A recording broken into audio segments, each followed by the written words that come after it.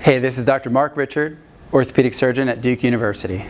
And today on Diamond Doc, we're going to talk about blisters. You're probably asking yourself if you heard that right. Blisters? Well, you did.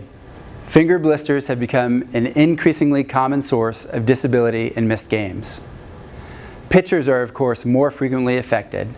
Let's review how the injury occurs and what you can do to treat the blisters and return to throwing.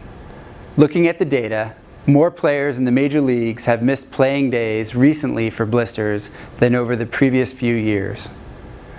The cause for this spike in finger blisters is unknown. Let's talk about how and why blisters occur.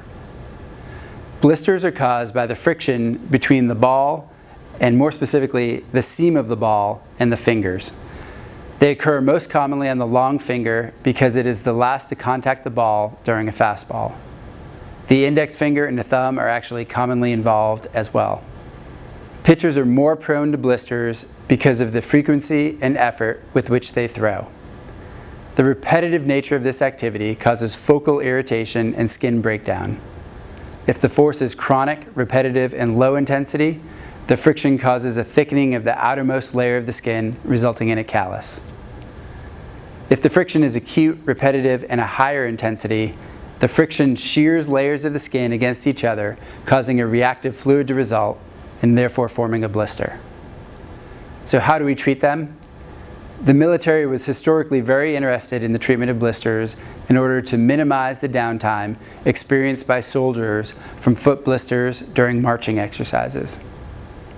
It was found that if blisters were aspirated during the first day of formation, this caused the roof to adhere to the base.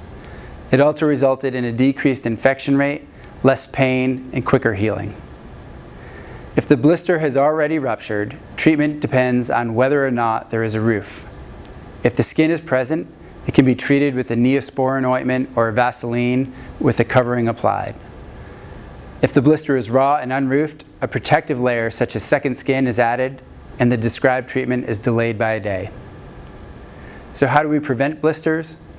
It is thought that moisture on the fingertip is associated with an increase in the friction between the finger and the baseball, whereas a dry finger experiences less friction. Therefore, a sweaty finger is more likely to blister.